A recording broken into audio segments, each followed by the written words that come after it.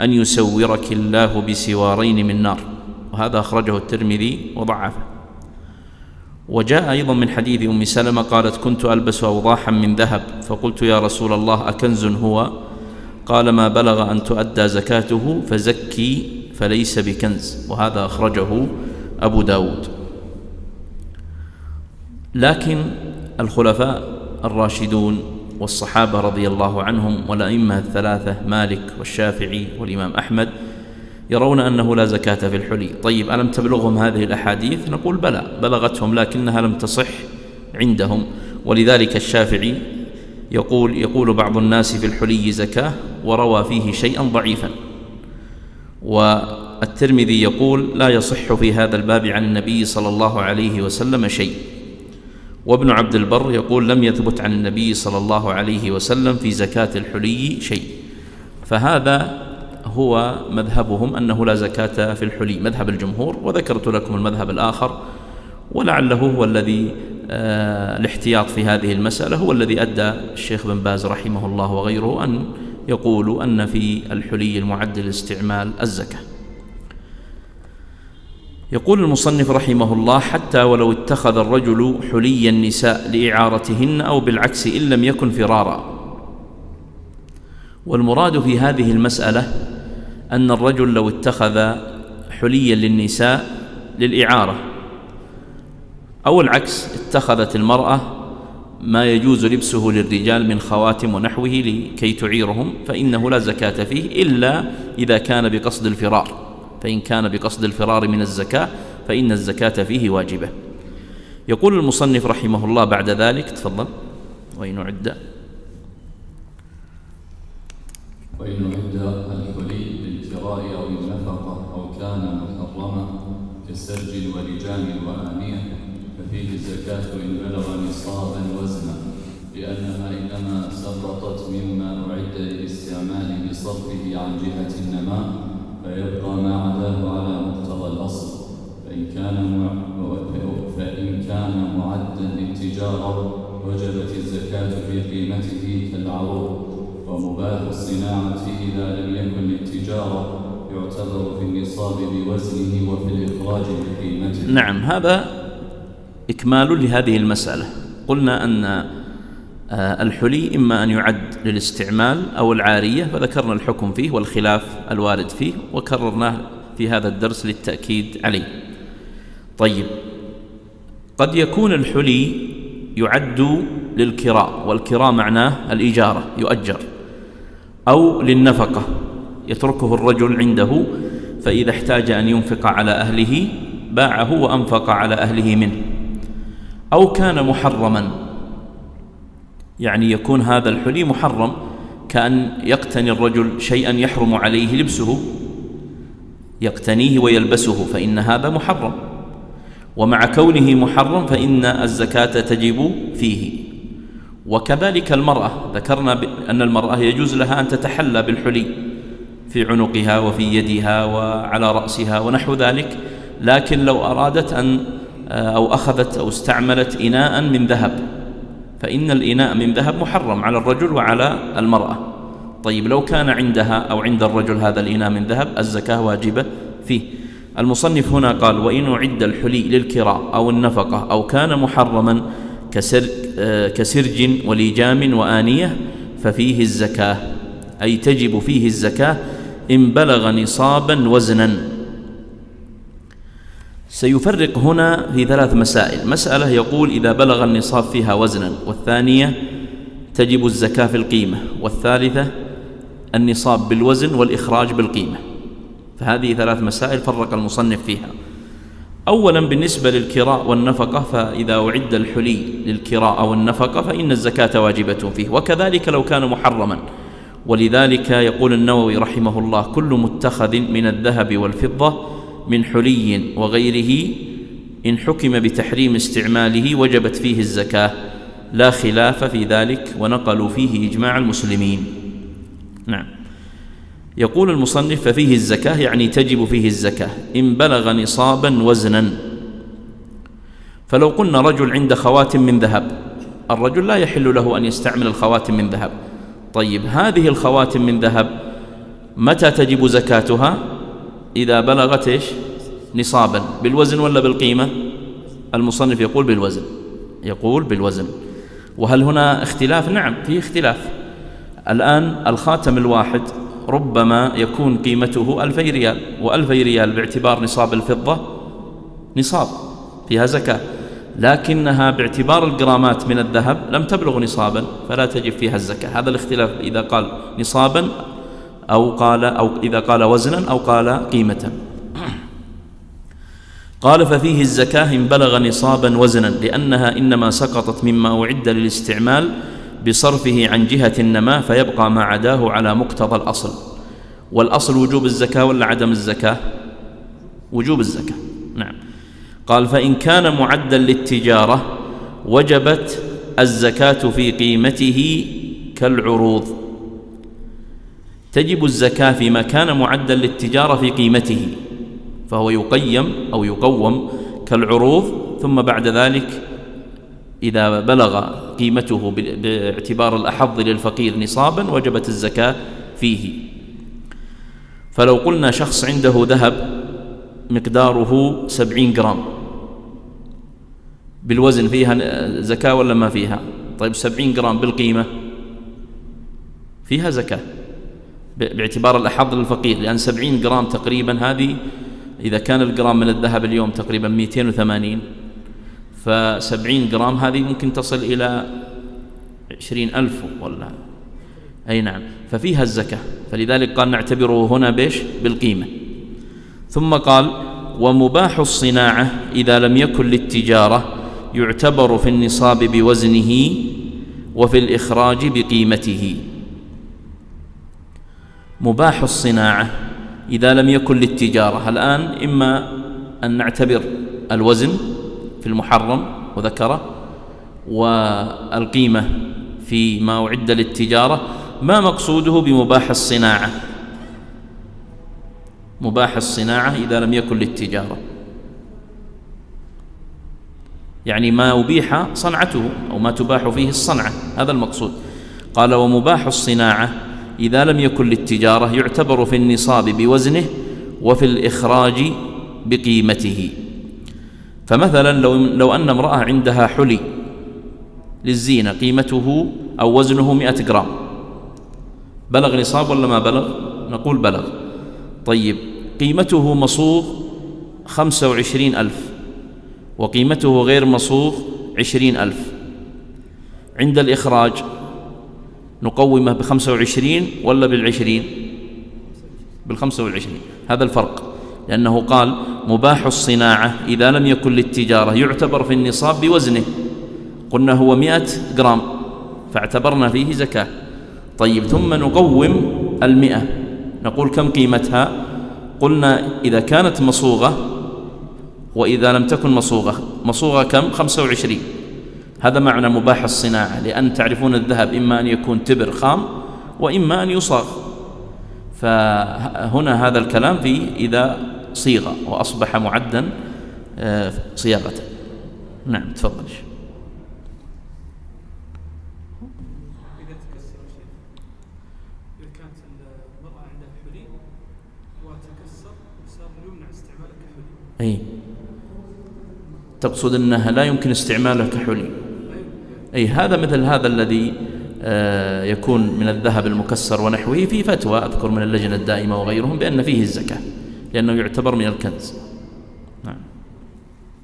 ويحرم أن يحلى مسجد أو يموه سقف أو حائط بنقد، وتجب إزالته وزكاته بشرطه إلا إذا استهلك فلم يجتمع منه شيء.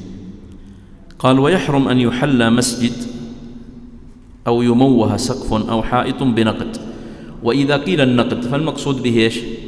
الذهب والفضة. نعم. وتجب إزالته وزكاته، يعني يجب أن يزال ويجب أن يزكى بشرطه. وش هو شرطه؟ أن يبلغ نصابا. نعم، فعبارة بشرطه يعني إذا بلغ نصابا. قال إلا إذا استهلك فلم يجتمع منه شيء. وينبه هنا إلى أن قولنا بشرطه يعني سواء بلغ نصابا بمفرده ولا بما يضم إليه؟ يعني تذكرون أن ذكرنا أن الذهب يضم إلى الفضة، والذهب والفضة يضمان إلى عروض التجارة، فهذا سواء بمفرده أو بما ضم إليه. طبعا قالوا لأن هذا من باب السرف والخيلاء، ونهى النبي صلى الله عليه وسلم عن تختم الرجل بخاتم الذهب، فإذا كان هذا محرم على الرجل أن يتختم بخاتم الذهب فتمويه الجدران والأسقف بالذهب أو بالفضة أولى في التحريم. وقد جاء في المباهاة في المساجد بخصوصها الذم، جاء في حديث أنس في السنن: لا تقوم الساعة حتى يتباهى الناس في المساجد. طيب، على من تكون زكاته؟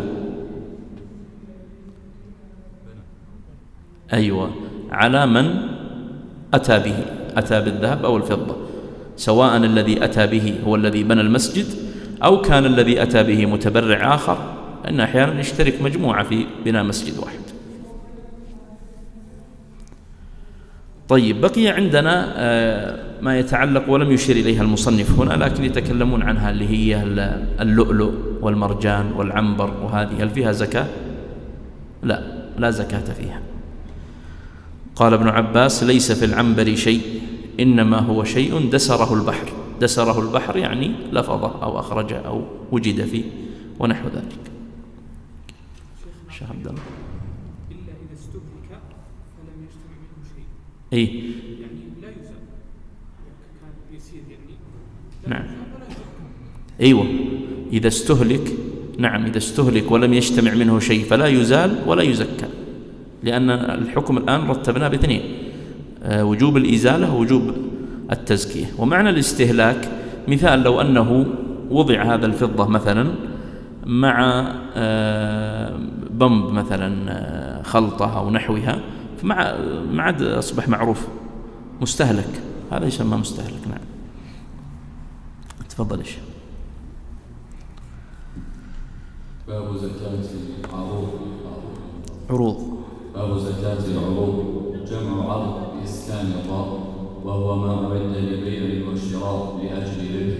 سمي بذلك لأنه يعرض ليباع ويشترى، أو لأنه يعرض ثم يزول إذا ملكها، أي العروض بفعله، كالبيع والنكاح والخلع وقبول الهبة والوصية واستبدال المبيع بنية التجارة عند التملك أو استصحاب حكمها فيما تعوض عن عرضها، وبلغت قيمتها نصابا من أحد النقدين، زكى قيمتها لأنها محل الوجوب باعتبار النصاب بها، ولا تجزئ الزكاة من العروض. نعم، هذا باب زكاة العروض.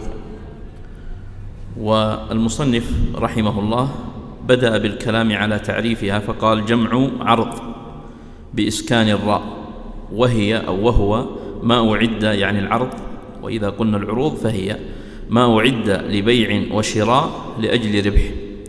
سمي بذلك العروض. لماذا سمي عروضا؟ قال: لأنه يعرض ليباع ويشترى، أو لأنه يعرض ثم يزول. والعرض هو كثرة المال والمتاع، وقد جاء في الحديث عن النبي صلى الله عليه وسلم: ليس الغنى بكثرة العرض، فالعرض معناه كثرة المال والمتاع. وزكاة العروض من أوعية الزكاة، وهي الوعاء الرابع والأخير، لأن تكلمنا عن بهيمة الأنعام السائمة من بهيمة الأنعام والخارج من الأرض والنقدين، والكلام الآن في زكاة العروض. طبعا ذكر المصنف هنا لوجوب الزكاة فيها 3 شروط، لكن قبل ذلك نبين حكم زكاة العروض. أدلة ذلك: أولا قال جل وعلا: في أموالهم حق معلوم، وقال سبحانه: خذ من أموالهم صدقة. قالوا: وهذه الأدلة عامة، ومال التجارة هو أعم الأموال وأشملها، فيكون أولى بالدخول. الأمر الثاني حديث سمرة بن جندب أن رسول الله صلى الله عليه وسلم قال، حديث سمرة بن جندب أنه قال: أما بعد، يعني القائل الآن سمرة، فإن رسول الله صلى الله عليه وسلم كان يأمرنا أن نخرج الصدقة مما نعده للبيع، وهذا أخرجه أبو داود، وإن كان في سنده مقال، ولذلك لم يحتج به الإمام أحمد. جاء أيضا في حديث أبي ذر مرفوعا أن النبي صلى الله عليه وسلم قال: وفي البز صدقة، وهذا رواه أحمد والحاكم. والبز ما هو؟ أي القماش. وآثار الصحابة في هذا الباب كثيرة، منها أثر عمر بن الخطاب أنه قال لحماس، وحماس هذا رجل، قال له: أدي زكاة مالك. قال: ما لي إلا جعاب وأدم. قال: قومها وأدي زكاتها. وهذا احتج به الإمام أحمد، وأخرجه عبد الرزاق وابن أبي شيبة بسند جيد. والدليل الثاني هو الأثر الذي أخرجه عمر عن عبد الرحمن بن عبد الله وعبد الرحمن بن عبد الله بن مسعود عن أبيه قال: كنت على بيت المال زمان عمر بن الخطاب، فكان إذا خرج العطاء جمع أموال التجار ثم حسبها غائبها وشاهدها، ثم أخذ زكاة المال عن الغائب والشاهد. والأثر الثالث هو أثر ابن عمر قال: ليس في العروض زكاة إلا عرضا في تجارة. يقول الطحاوي رحمه الله: ثبت عن عمر وابن عمر زكاة عروض التجارة ولا مخالف لهما من الصحابة. ولذلك فهذا الدليل الثالث وهو الإجماع، نقله أيضا ابن المنذر قال: أجمع أهل العلم على أن في عروض التجارة التي يراد بها التجارة الزكاة إذا حال عليها الحول، وذكره في الإشراف. وقال المجد بن تيمية رحمه الله: هو إجماع متقدم. وأما من المعقول فلما ذكروه من أنه مال نامي فوجبت فيه الزكاة كالسائمة. ولماذا قال المجد بن تيمية هو إجماع متقدم؟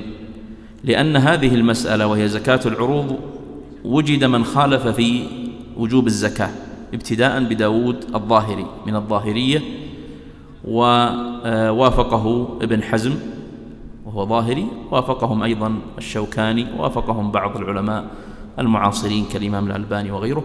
لكن جمهور الفقهاء والذي ذكرته أنه إجماع على أن عروض التجارة فيها الزكاة، فهذا تقرير في هذه المسألة. ولذلك فالخلاف الذي حدث يوصف بأنه خلاف شاذ، لأنه وجد بعد استقرار إجماع الصحابة بالآثار التي ذكرناها وبالنقل الذي ورد عنهم رحمهم الله. المصنف هنا عبر عن هذا الباب قال: باب زكاة العروض. وبعض الفقهاء يعبر عنه بزكاة التجارة، وأيهما أعم وأشمل؟ التجارة ولا العروض؟ التجارة، لفظ التجارة أعم. نعم. لماذا؟ قالوا: لأن التجارة قد تكون في النقدين وقد تكون في غيرها. نحن ذكرنا قبل أن النقدين الذهب والفضة تجب الزكاة فيها إذا لم تكن معدل التجارة، فأما إذا صارت النقد نفسه يتاجر فيه صارت عروض تجارة. مثل الإبل إذا كانت سائمة ففي كل 5 منها شاة، لكن مثلا واحد عنده 100 من الإبل ويتاجر، صارت الإبل يبيع ويشتري، أو الغنم بيع وشراء، فهذه أصبحت عروض تجارة. ولذلك قد يكون الوعاء متعدد، فيوصف في حال بأن الواجب فيه مثلا مثل بهيمة الأنعام، الواجب فيها إذا كانت سائمة زكاة بهيمة الأنعام، فإذا انقلبت إلى تجارة صار الواجب فيها زكاة عروض التجارة. الذهب والفضة نفسها. الخارج من الأرض مثل الحبوب والثمار، إذا كانت الإنسان أخرجها وأدى زكاتها فقد أصبحت الزكاة ساقطة عنه. ولو ذكرنا في الدرس نفسه لو بقيت عنده سنين قد أدى زكاتها خلاص ما عاد يجب عليه بها زكاة. لكن لو أنه أخذ هذه الحبوب وصارت يتاجر فيها، مثل المزارع الكبيرة في بعض مناطق المملكة، في وادي الدواسر، في القصيم، مزارع كبيرة، فهذه هي صارت تجارة، يعني تصبح الحبوب والثمار بنفسها متاجرة أو يتاجر فيها. التمور، الزبيب، كلها هذه ممكن تنقلب أن تصبح عروض تجارة. يقول المصنف هنا: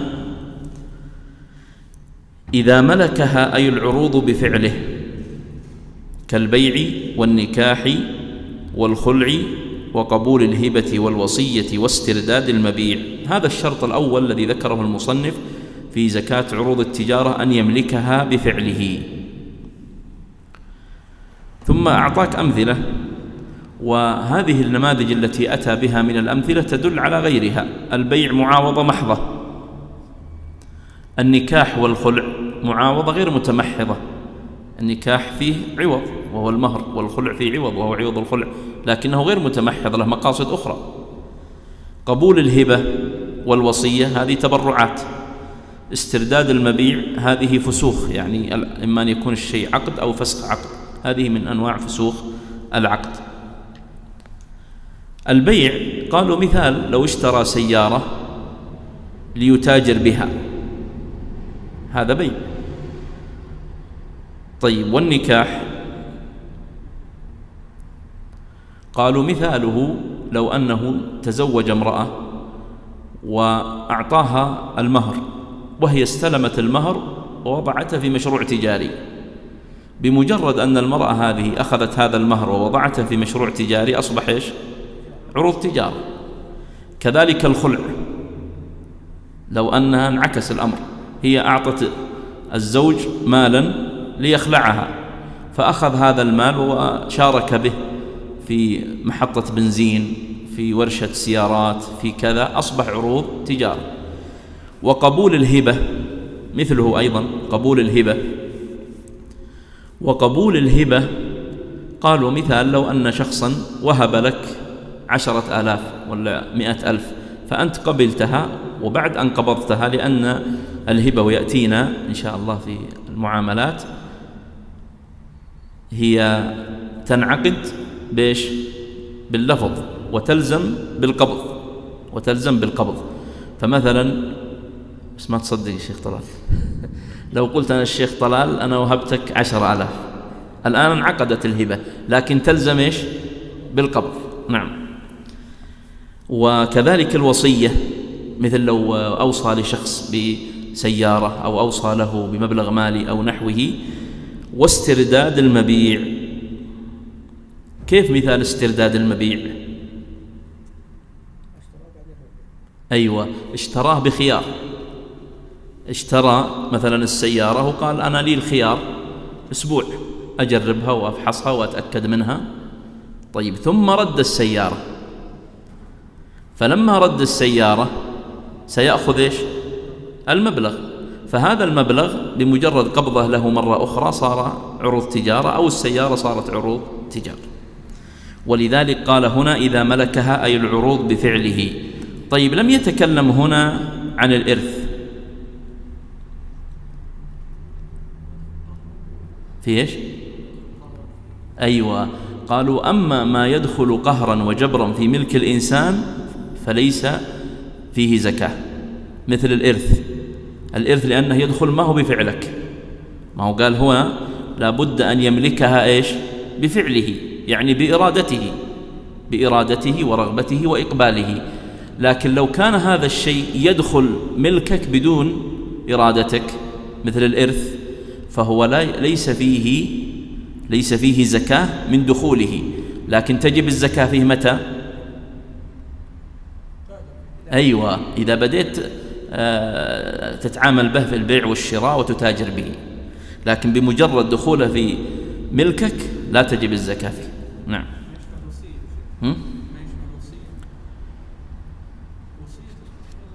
الوصية لأنها فيها معنى الإرادة، الوصية فيها معنى الإرادة بخلاف الإرث. نعم. لو أنه الإرث، أيوة، نعم، أيوة، صحيح يزكى، لأنه يصبح زكاة نقدين ما هو عروض. نعم. طيب، إذا ملكها لابد نفرق، مثل ما المسألة اللي ذكرها، احنا نقول الآن ما يصبح عروض تجارة، لكن ما يمنع أنه يزكيه.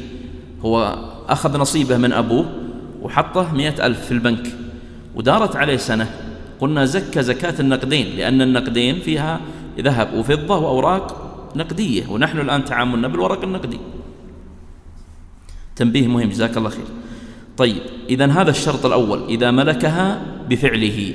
الشرط الثاني قال بنية التجارة عند التملك أو استصحاب حكمها فيما تعوض عن عرضها. هذا الشرط الثاني أن يملكها بنية التجارة. ولذلك عند الفقهاء قاعدة أن الشيء ينتقل من القنية إلى التجارة بأمرين، بالنية وبالعرض.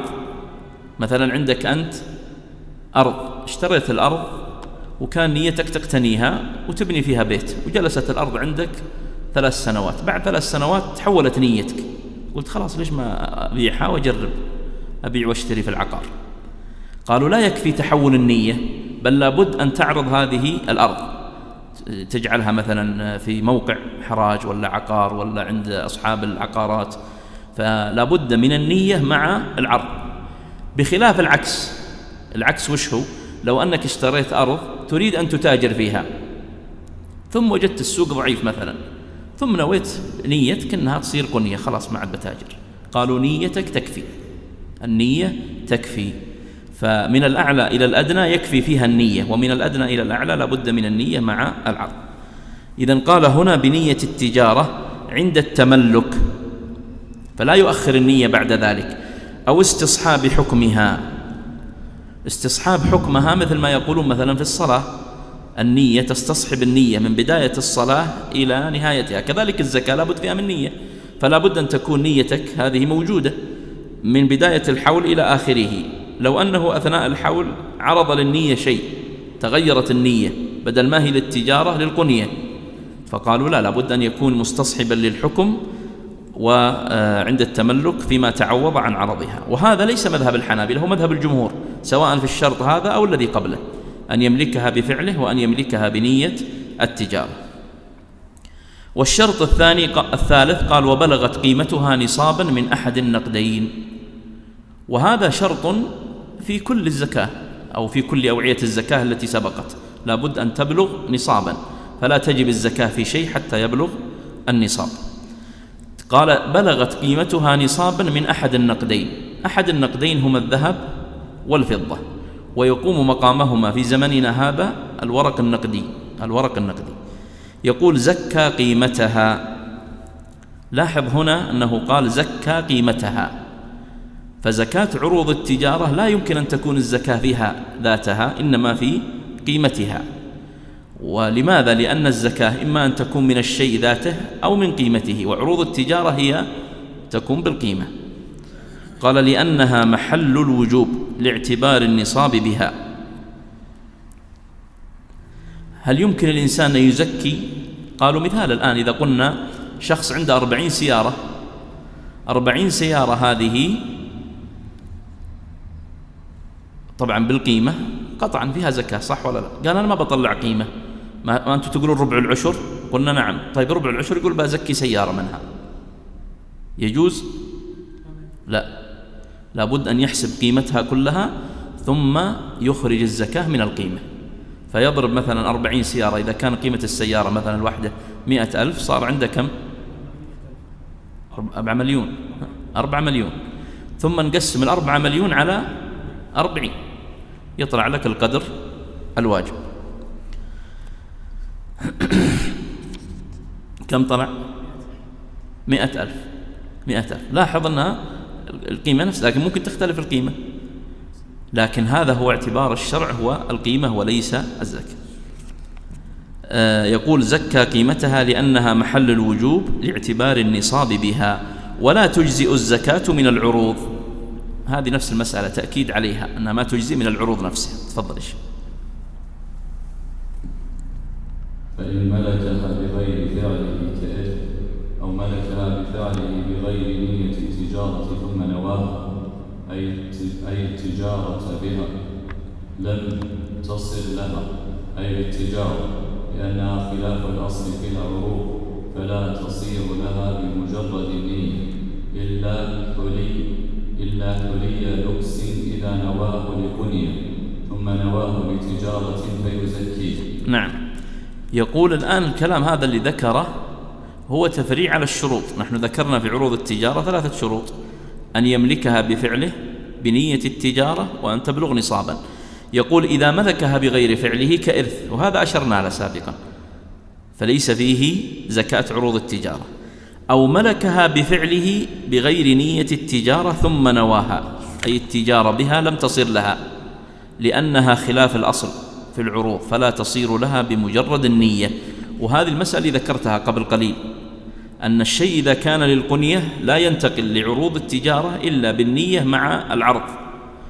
وأما العكس، فلو كان الشيء نوي به التجارة ثم أردت أن تنوي به القنية فإنه ينتقل بمجرد النية. يقول المصنف: إلا حلي لبس إذا نواه لقنية ثم نواه لتجارة فيزكيه. ليش استثنى؟ لماذا استثنى الحلي هنا؟ أحسنت، لأن الأصل في الحلي إيش؟ الزكاة، بخلاف عروض التجارة. الآن الإنسان يشتري له سيارة يبغى يستعملها، يشتري أرض يبغى يبني فيها، يشتري أثاث يضعها في البيت. فالأصل في ما يتعلق بعروض التجارة أنها تستعمل ليش؟ للقنية، وتنتقل من القنية للتجارة. لكن أما الحلي فسواء نقلته من أصله إلى الأصل الثاني فأصله فيه الزكاة، وإذا نقلته إلى الأصل الثاني فيه الزكاة. ولذلك قال: إلا حلي لبس إذا نواه لقنية ثم نواه لتجارة فيزكيه. نعم، تفضل. وتقوم العروض عند تمام الحول بالأحظ للفقراء من عين أي ذهب أو ورق أي فضة، فإن بلغت قيمتها نصابا بأحد النقدين دون الآخر اعتبر بما تبلغ به نصابا، ولا يعتبر ما اشتريت به ولا يعتبر ما اشتريت به لا قدرا ولا جنسا. روي عن عمر رضي الله عنه: وكما لو كان عرضا. المغنية ساذجة والخصي بصفته، ولا عبرة بقيمة آنية ذهب وفضة. طيب، الآن يتكلم عن كيفية. نحن قلنا أن عروض التجارة تكون زكاتها بالقيمة، فبدأ الآن قال: تقوم عند تمام الحول. فمثلا، طبعا نعطي مثال على عروض التجارة: إنسان عنده ورشة لإصلاح السيارات، فنقول هذه الورشة لإصلاح السيارات مثلا أنت عندك حولك يبدأ من 1/1/46. إذا جاء 1/1/47 قوم هذه الورشة واستبعد الأصول اللي فيها. الأصول يعني مثل مكاين الإصلاح، مثل مخرطة فيها، مثل مكاين يسمونها هذه التزييت ونحوها، هذه تستخرج، هذه أصول. ثم انظر في قيمتها بعد ذلك، والزكاة تجب في هذه القيمة بعد استخراج أو استبعاد الأصول، لأنه لا زكاة في الأصول. أي بالنسبة للحين الزكاة يرسلون عليك إذا كان لك تجارة يعني 50,000 30,000 على حسب التجارة. نعم. يكتفي واحد الإنسان لها، لأنهم هم يبنونها على إيش؟ على القيمة الضريبية. أن تقصد أن زكاة شو اسمها هيئة الزكاة والدخل ترسل لك مبلغ 40,000 أو 50,000 أو 20,000 على حسب هم يبنونها على إيش؟ على حسب إيش؟ مبيعاتهم ومشترياتهم. نعم، يكتفي إذا كان هذا قد حسب بطريقة من جهة معتمدة فهو كافي. فهمت سؤال الشيخ؟ يقول الآن المحلات التجارية هذه على ضوء الضرائب اللي تخرج منها تجي زكاة هيئة الزكاة والدخل تقول ضريبتك مثلا كذا في السنة، إذن زكاتك بناء على هذه الضرائب كذا. هو كذا السؤال. فيقول هل يكفي هذا؟ نعم يكفي، ما دام من جهة معتمدة ومعتبرة فهو كافي.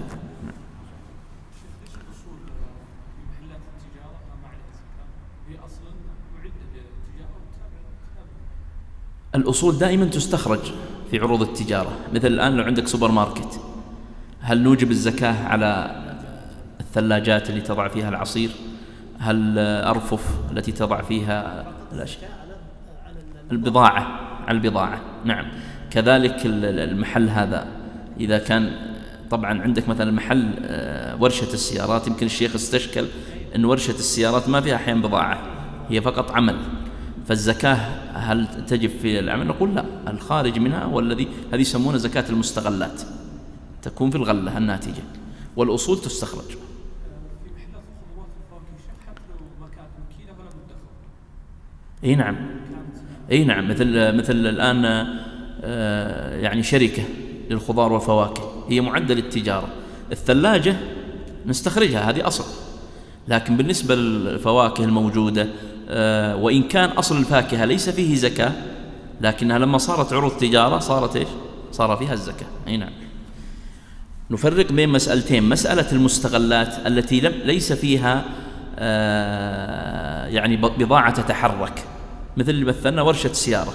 ورشة السيارة أنت تجيب السيارة ما عندهم هم بضاعة تتحرك، ما هم مثل سوبر ماركت فيها يعني دجاج ولحم ورز وكذا جالس بضاعة تتحرك، لا، هم فيه عمال فقط يشتغلون، فهذه يسمونها الفقهاء المستغلات، أنت تخرج الزكاة على الغلة الناتجة.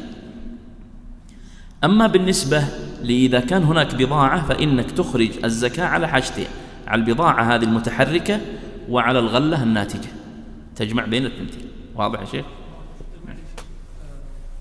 بعض البضائع ما تكمل حول، هل العبرة بالمبلغ ولا بالبضاعة؟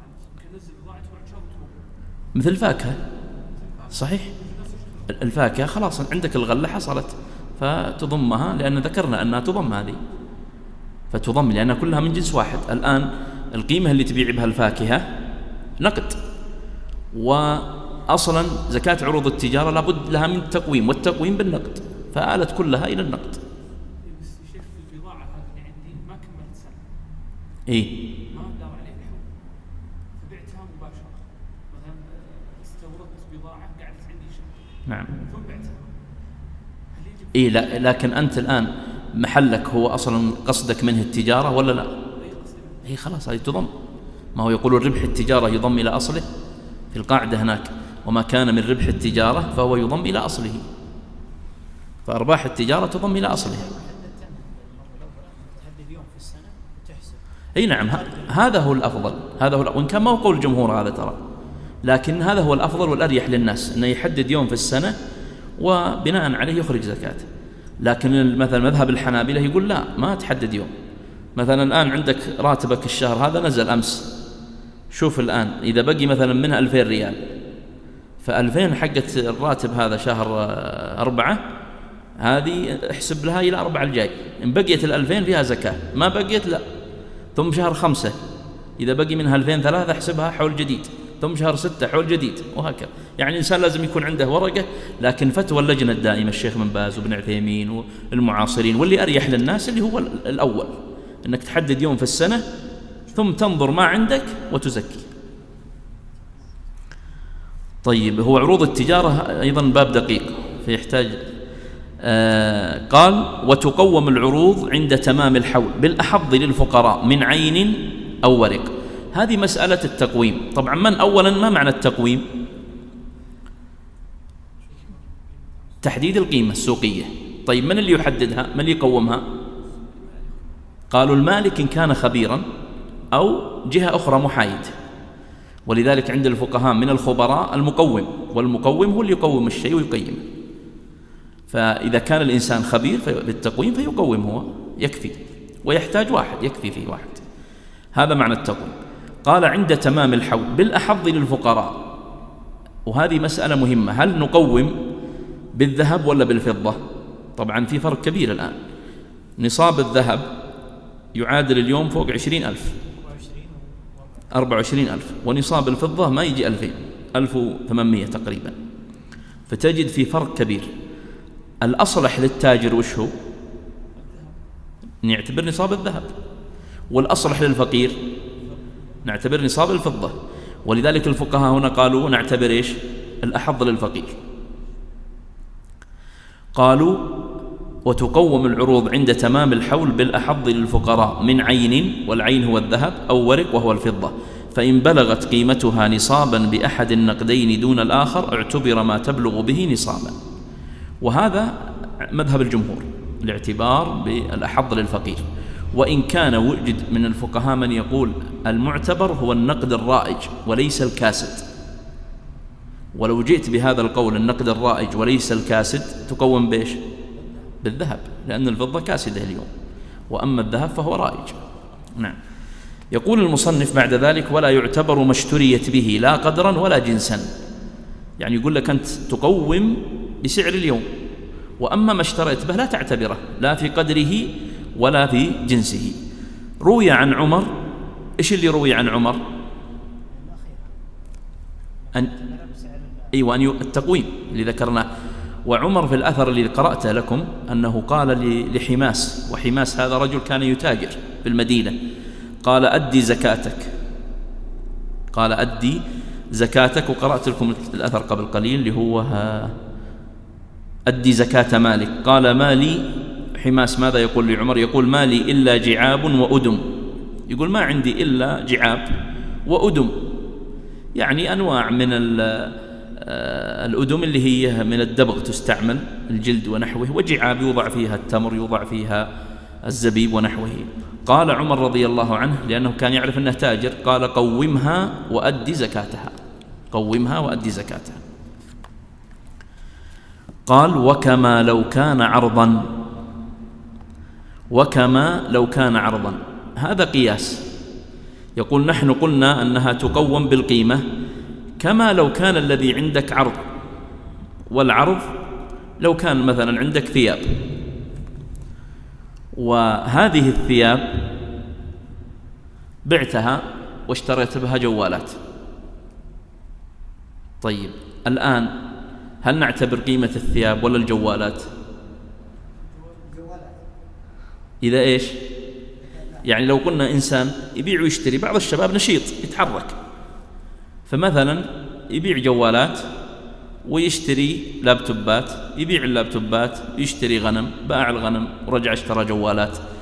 طيب يمكن في السنة الواحدة أنه صار عنده 10 بيعات وشريات. طيب نقول الآن أنت جعلت لك 1/1/46 بداية الحول، إذا جاء 1/1/47 انظر ايش اللي عندك، سواء كان عندك جوالات، كان عندك ثياب، كان عندك لابتوبات، كان عندك غنم، انظر قيمتها وأدي زكاتها، لأن هذه تتولد من نتاج عروض التجارة. نعم. هذا معنى ولو كان عرضا. يقول وتقوم المغنية ساذجة والخصي بصفته. طبعا هذا مثال من الفقهاء، يقولون قديما لما كان في إماء يباعون، فبعض الإماء تكون مغنية، طبعا مغنية لا يلزم أنها مطربة، يمكن تكون صوتها حسن، فهل نعتبر هذه المرأة بهذه الصفة بالغناء ولا نقومها بدون الصفة؟ بدون الصفة، ساذجة. نعم. يقولون ساذجة هذه بفتح الذال وكسرها وبالذال وبالدال، يعني تقول ساذجة وساذجة وسادجة وسادجة. نعم. قال والخصي بصفته، الخصي وهو العبد. يقول لو افترضنا أن هذا العبد قد خصي، وهذا كان قديما موجود، أنه يخصى، قالوا لا يكون لديه شهوة وليكون مخلص في العمل وبعيد عن المؤثرات اللي ممكن تؤثر فيه. فالخصي هذا يقول ما نخصم منه قيمة الخصاء. قالوا طيب ليش فرقت بينه وبين المغنية؟ قال لأن الخصاء أمر محرم في الماضي وقد وقع وانتهى، أما الغناء فهو أمر محرم دائما. نعم. ولا عبرة بقيمة آنية ذهب وفضة. ليش؟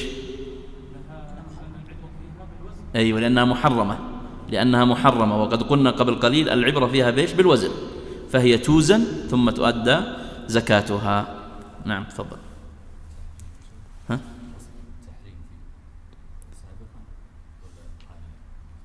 لا، قالوا أن التحريم قد وقع في الماضي، لما خصي هذا في الماضي، وأصلا يحرم أن يخصى الإنسان، هذا حكم شرعي. لكن لو افترض أنه حصل خصي هذا الإنسان فقالوا أن الذي فعل ذلك قد وقع في الماضي وإثمه حصل في الماضي ولا عبرة بعد ذلك بأثره. وإن اشترى عرضا بنصاب من أثمان أو عروض بنى على حوله، لأن وضع التجارة على التقلب والاستبدال بالعروض والأثمان، فلو انقطع الحول لبطلت زكاة التجارة. وإن اشتراه أو باعه بنصاب سائمة لم يبني على حوله لاختلافهما في النصاب والواجب، إلا أن يشتري نصاب سائمة للتجارة بمثله للبنية، لأن السوم سبب للزكاة قدم عليه زكاة التجارة لقوتها، فبزوال المعارض يثبت حكم السوم لظهوره. هذه المسألة هي التي ذكرتها قبل قليل. إن اشترى عرضا بنصاب من أثمان أو عروض بنى على حوله.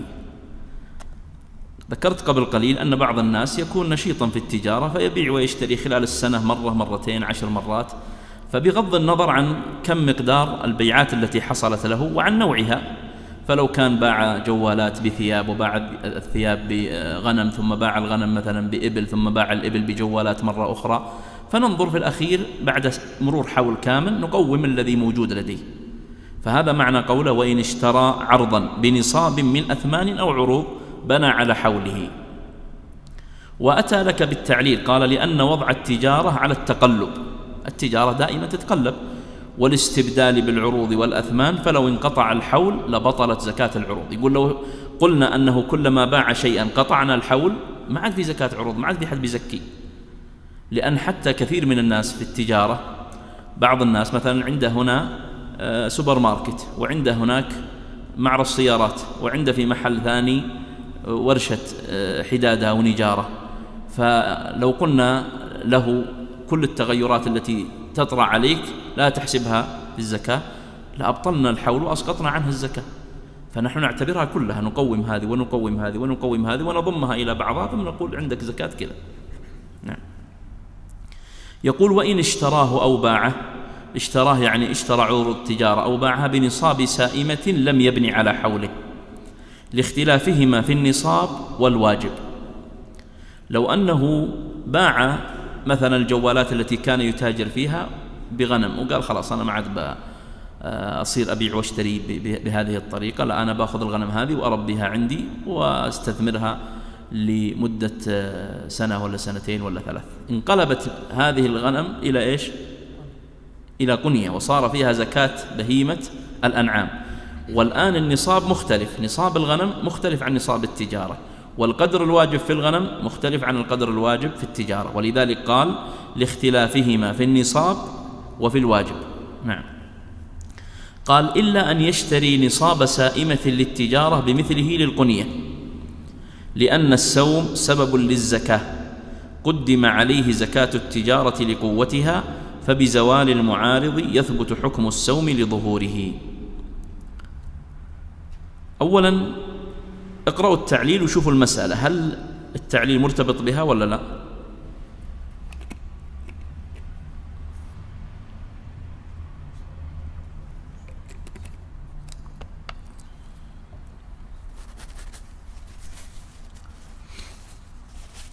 هو يقول إذا اشترى عروض التجارة أو باعها بسائمة ونقل نيته أن تكون هذه السائمة للقنية، صارت هذه السائمة زكاتها زكاة إيش؟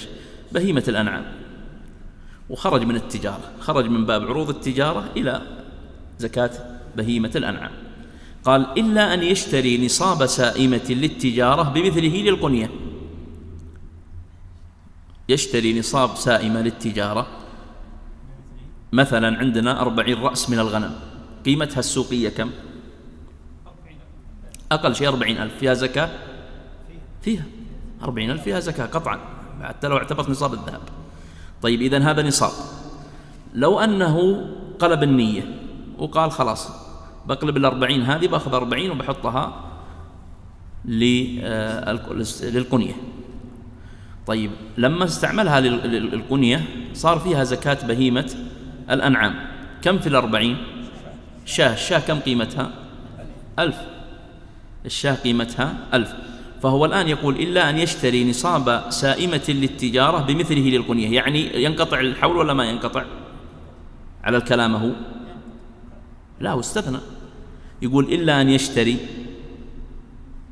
هو قال قبل شوية إذا كان عنده عروض تجارة وألغى فكرة عروض التجارة وقلبها إلى سائمة، تمام، وقلب عروض التجارة. الآن عروض التجارة اللي عنده ما هي غنم في المسألة الأولى، عنده مثلا محلات جوالات، عنده سوبر ماركت، عنده كذا، فباع السوبر ماركت وخذ فلوسه وراح شرى غنم. هل الحول ينقطع ولا ما ينقطع؟ ينقطع. يقول المصنف يقول ينقطع. عندك الآن الحول انقطع لأن الآن صار عندك غنم. يقول إلا إن كان أصلها غنم سائمة وبعدين صارت سائمة، فهنا لا ينقطع. لكن التعليل الذي جاء به لا يدعم المسألة، لا يدعم المسألة، ولذلك فالتعليل هو عكس هذه المسألة. يقول في الكافي: لو كان نصاب التجارة سائمة فاشترى به نصاب سائمة للقنية لم ينقطع الحول. ولذلك يقولون أصل هذه المسألة صار الانقلاب فيها من صاحب الفروع ابن مفلح، ثم تابعه في ذلك ابن مفلح في المبدع، ثم تابعه في ذلك بقية فقهاء المذهب، مع أن المذهب في هذه المسألة ما قاله الشيخ قبل شوي، أنه إيش؟ أنه ينقطع في الصورتين، في هذه وفي هذه. واضح؟ نعم. تفضل. إيش؟ ومن ملك نصاب من السائمة للتجارة فعليه زكاة تجارة. هذا تأكيد المسألة اللي سبق، أنه لو كان عنده سائمة لكنها لغرض التجارة صارت زكاتها زكاة تجارة وليست زكاتها زكاة سائمة. وقلنا مثالها قبل قليل، عندها 40 رأس من الغنم، إذا كانت مثلا للتجارة قومناها بالقيمة السوقية 40,000، ثم قسمناها على 40 ووجدنا ونظرنا كم يجب فيها. نعم. وإن لم تبلغ قيمتها نصاب تجارة فعليه زكاة السوم. وإذا اشترى ما يصدق به ويبقى كزعفران ونيل ونحوه فهو عرض تجارة يقوم عند حوله. وكذا ما يشتريه دبار ليدبر به كعفس وما يدهن به كسمن وملح، ولا شيء في آلات السباق وأمتعة التجار وقوارير العطار إلا أن يريد بيعها معها. ولا زكاة في غير ما تقدم ولا في قيمة ما أعد للكراء من عقار وحيوان، وظاهر كلام الأكثر ولو أكثر من شراء العقار فرقا. طيب، نرجع من قوله: ومن ملك نصابا من السائمة لتجارة فعليه زكاة تجارة. ملك نصابا من السائمة يعني هي نصاب وهي من السائمة لكنها لغرض التجارة، فيزكيها زكاة عروض التجارة. قال: وإن لم تبلغ قيمتها نصاب تجارة فعليه زكاة السوم. فعليه زكاة السوم. إن لم تبلغ قيمتها نصاب تجارة، لو افترضنا أن هذه عند مثلا 40 رأس من الغنم، لما تنظر قيمتها في السوق مثلا قيمتها 1000 ريال، لو افترضنا هذا 1000 ريال ما هي نصاب، صح ولا لا؟ إذن نعتبرها سائمة، نخرج عنها شاة واحدة. وإذا اشترى ما يصبغ به ويبقى كزعفران ونيل ونحوه فهو عرض تجارة يقوم عند حوله. يقصد أنه اشترى شيئا له أثر. هم الآن يفرقون بين الشيء الذي يكون له أثر في المنتج والشيء الذي لا يكون له أثر في المنتج. فالشيء الذي يكون له أثر في المنتج يحسب ويقوم مع مجموعة ما عنده وتخرج الزكاة عنه جميعا. قال: وإذا اشترى ما يصبغ به ويبقى. إيش معنى ويبقى؟ يعني يكون له أثر، كزعفران. الزعفران الآن له أثر، لو حطيته على القهوة صار له أثر، لكن هو يتكلم عن استعماله مثلا في الملابس قديما يصبغون به، ومثله النيل ومثله العصفر. يقول: فهو عرض تجارة يقوم عند حوله.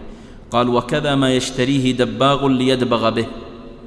يدبغون قديما بالقرض ويدبغون بالعفص أو العفص اللي ذكره، والعفص هذا يقولون هو شجر البلوط، وفائدته هو والقرض أنه يجفف الجلد، يجفف جلد الحيوان فيساعدهم على إيش؟ دباغته. فله تأثير ولا ما له تأثير؟ له تأثير. إذن قالوا أنه يحسب. وما يدهن به كسمن، قالوا سواء كان السمن نباتيا أو حيوانيا، وملح سواء كان مائيا أو معدنيا. أي نعم، كأنها من المصروفات. أي قديما هم يجعلون من هذه الأشياء زي المصروفات زي ما ذكر. الآن استجدت أشياء حديثة صارت لها تأثير. يعني الآن مثلا شخص عنده شو يسمونه هذه تلميع، محل تلميع سيارات، ما هو بيشتري أشياء تلمع السيارة ويكون لها أثر فيها، هذه تحسب ولا ما تحسب؟ أيوة هذه تحسب، نعم تحسب. قال ولا شيء في آلات الصباغ، هذه الأصول اللي ذكرناها قبل، هذه تخرج الأصول لا تزكى. وأمتعة التجار، آلات الصباغ هذه ما فيها شيء. الآن عندك مغسلة ملابس، عندك جهاز الكوي والغسيل، هذا ما في. المغاسل اللي تغسل الملابس هذه تخرج. وأمتعة التجار. وقوارير العطار، محل عطور مثلا هو عنده قوارير يضع فيها العطور، العطر هذا يعتبر من ضمن ما يقوم في نهاية السنة، لكن القوارير هذه أصل فتخرج إلا أن يريد بيعها معها. ثم قال ولا زكاة في غير ما تقدم. ولا زكاة في غير ما تقدم من ماذا؟ في أحد بيذن يا شيخ؟ طيب، ولا زكاة في غير ما تقدم يعني احتمالان، إما أنه يقصد من أوعية الزكاة السابقة أو فيما تقدم في هذا الباب، في هذا الباب اللي هو باب عروض التجارة. يعني فيما تقدم احتمالان في عودة الضمير المبهم هنا أو المستتر، وهو إما أن يعود إلى ما تقدم من أوعية الزكاة التي ذكرناها، أو ما تقدم الكلام فيه من عروض التجارة. قال ولا في قيمة ما أعد للكراء أي الإجارة من عقار وحيوان. وظاهر كلام الأكثر ولو أكثر من شراء العقار فارا. يقول وليس هناك زكاة في قيمة ما أعد للكراء، وهذه مسألة وإن كانت قول الجمهور، إلا أن العمل أحيانا بعض الناس للاحتياط يعمل بخلافها. يعني الآن عندك بيت أنت معدة للإيجار وأستلمت إيجارة، في زكاة ولا ما فيه؟ ما حنتكلم أنك حطيته ودار عليه السنة، إيه هذا ليس فيه زكاة. ولذلك يقول ولا في قيمة ما أعد للكراء من عقار وحيوان، هذا قول جمهور الفقهاء وحكي الإجماع عليه. أما الناتج هذا فهو يضم إلى ما عند الإنسان، وإذا مر عليه حول فإنه يزكى. قال ولو أكثر من شراء العقار فارا، يعني ولو كان يشتري عقار كثير حتى يفر من الزكاة ويأجر ويسلم من عروض التجارة. إلا أن قاعدة المذهب في الفرار أن من نوى شيئا للفرار من الزكاة فإن الزكاة تجب عليه معاملة له بنقيض قصده. لأن لو فتحنا الباب هذا للناس وطلع في ناس تجار أذكياء يفرون من الزكاة بهذه الطريقة. نعم تفضل. انتهيت أنا خلاص. نعم. يعني يا شيخ الحين أنا عندي مبلغ مليون خلاص. نعم. قبل الحول خشيت هل ما واشتريت ببيت أو شيء ولا شغلته عشان ما تحرق زكاة، تأكل الزكاة المال اللي عندي. إيه. وش رأيك؟ شغلتها أنا بقصدني حتى ما يعني أنا أعلمك إيش قصدي. أنا قصدي إيش؟ الزكاة بتأكل مال. إيه. هو الآن يقول ما فيه، يقول ما في إشكال، ما فيها شيء، يقول ما في شيء. نعم. لكن اللي درسناه في الكتاب من أوله أن هذا يؤثر، أنه إذا كان قصده الفرار من الزكاة نقول لا عليك زكاة. أي نعم. جمعية الدعوة والإرشاد وتوعية الجاليات بأبها، بالدعوة نحيا.